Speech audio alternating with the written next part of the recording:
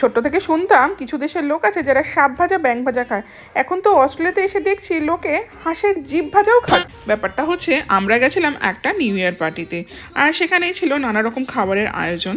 আর সেই খাবারগুলো বেশ কিছুটা আমার জানার মধ্যে ছিল, আবার কিছুটা ছিল আমার অজানা তালিকার মধ্যেই। অজানা তালিকার মধ্যেই শুরু হয়েছিল অয়েস্টার, মানে ঝিনুকের ভেতরে একটা মাংস, যেটাকে গ্রিল করে সবাইকে পরিবেশন করা হচ্ছিল চিজের সাথে। খেতে কিন্তু ভীষণই লোভনীয় ছিল। তারপর খেলাম এক ধরনের স্যুপ খেতে তো আমার বরাবরই ভীষণ ভালো লাগে, কিন্তু এই স্যুপটা ছিল একটু আলাদা। এই স্যুপের বাটিতে দেখলাম ছোট ছোট কিছু ডিম, আর এই ডিমটা দেখে মনে হচ্ছিল সেটা কোনো সামুদ্রিক পাখিরই ডিম, যেটা হুবাহু খেতে মুরগির ডিমের মতন। এরপর নানান খাবারের মাঝখানে টেবিলে এসে পৌঁছালো একটা অদ্ভুত খাবার, যেটা হলো হাঁসের জিভ ভাজা, যেটাকে আমি হাতে নিয়ে প্রথমে ভেবেছিলাম হয়তো কোনো মুরগির ঠ্যাংকে ছোট ছোট পিস করে কোনো কোটিং করে ভাজা হয়েছে, কিন্তু না, যখন জিজ্ঞেস করাতে জানতে পারলাম খাবারটা কি, সেটা আমার চিন্তা ভাবনার বাইরে ছিল। তার জন্য আমি সেটাকে ট্রাই করিনি, যেহেতু টেবিলে বাকিরা